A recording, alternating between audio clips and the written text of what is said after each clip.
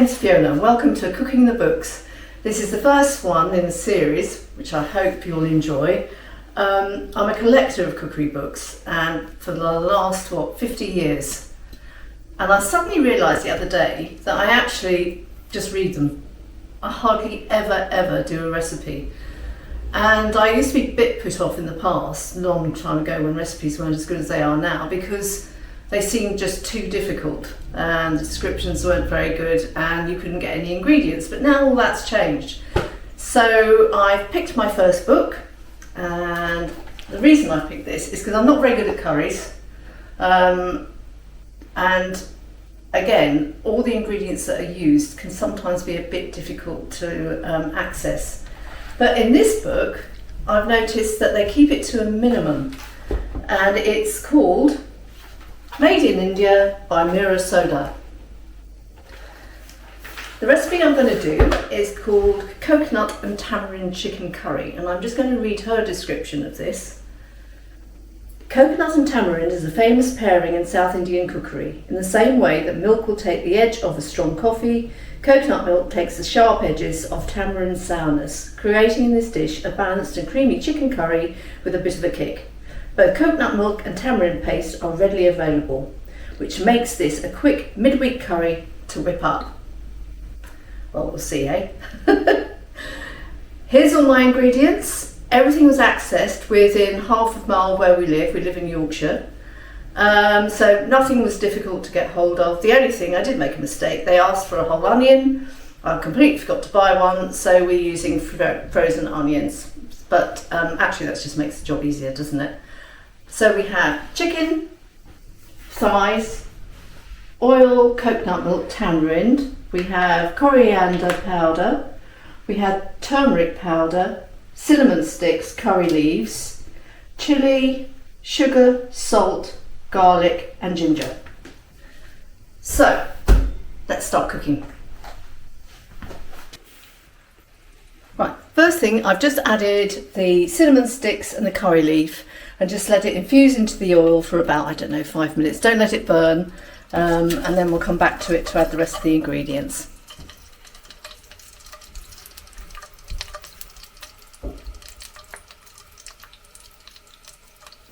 Okay, I think that's more or less infused. And now I'm going to add the onion and let that cook for about 8 to 10 minutes. It doesn't matter if it browns at the edges, it will actually add to the taste.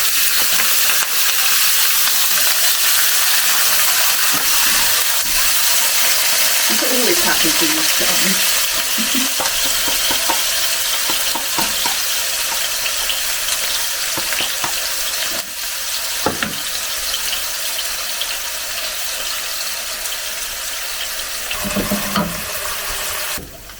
Right, I think that's fine. I don't know whether you can see, but it's slightly brown on the edges, the onion. Now I'm going to put in the ginger and the garlic, and just we'll leave that again for a few minutes just to cook off, and then I'll add the rest of the ingredients.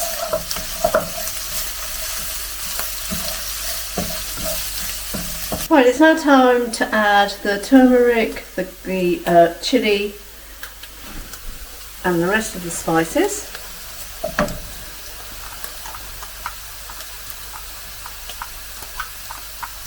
Now I'm going to have very nice yellow fingers. Give that a quick stir.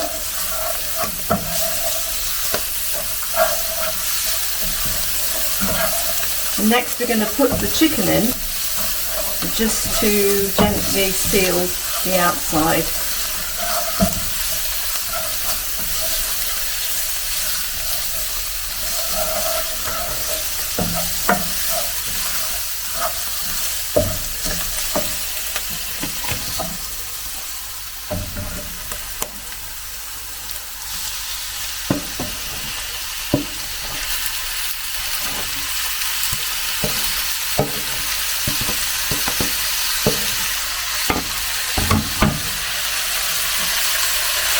Okay, so here we go. Now I'm going to pop the tamarind in.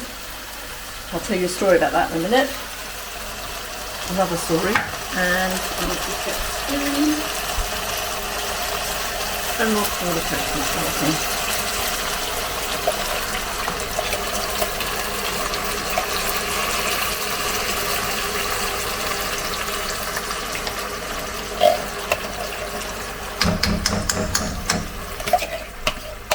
notoriously difficult to get out of the tin. There we go. Right, while that's cooking, I'm just going to tell you about a mistake I've made. Well, at least I think it's a mistake. I've bought a block of tamarind, nothing wrong with that. Then it suddenly occurred to me that it should be a paste, and I've seen it in supermarkets and it doesn't look like this. Anyway, we've accessed the internet, and apparently you put your lump that you're using into warm water, let it get soft, and then you can crumble it into the curry. So I'm hoping this is going to work, because if not, it's going to taste horrible. Let's see. It looks okay.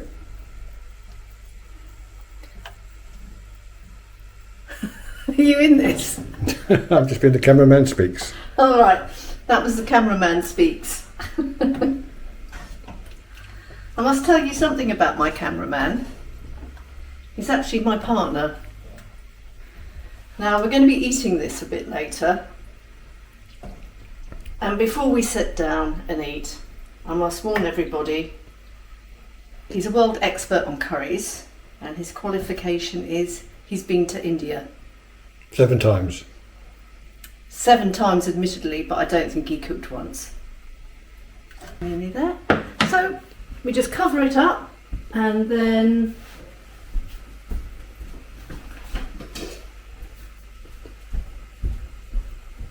let it simmer for 20 minutes and we'll get back to you.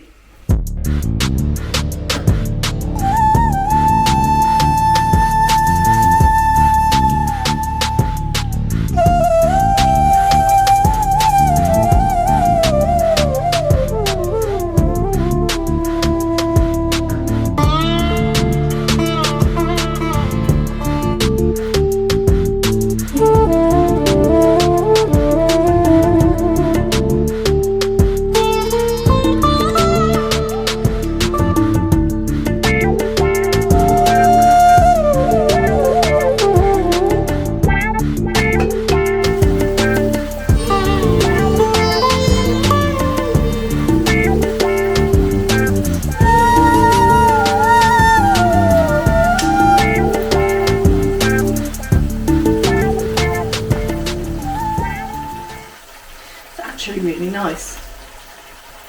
I might have put a bit too much salt in, I'm not certain. We'll have to wait because we're going to go to the pub now for a drink and then we're going to come back and eat. So we'll see after it's settled for a bit, and I think the sauce will probably thicken up as well whilst it's cooling. So we'll see you later. Oh, hello. Right, so we're just having dinner now. This is honestly what we're going to eat. I had to reheat it because we went out to the pub, as I said, and we've added a paratha and rice. The paratha we buy frozen and they're really delicious, and I don't think I could ever make them as well as this. So I'm going to try it.